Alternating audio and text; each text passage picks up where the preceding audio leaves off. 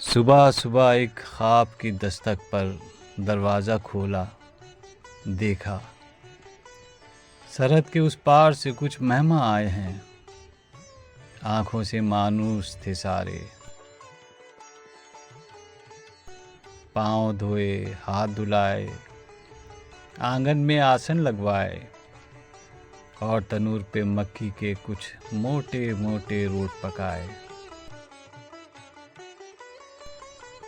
पोटली में मेहमान मेरे पिछले सालों की फसलों का गुड़ लाए थे।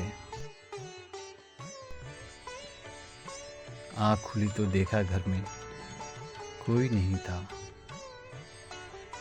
हाथ लगाकर देखा तो तन्नूर अभी तक बुझा नहीं था और होठों पर मीठे गुड़ का जायका अब तक चिपक रहा था।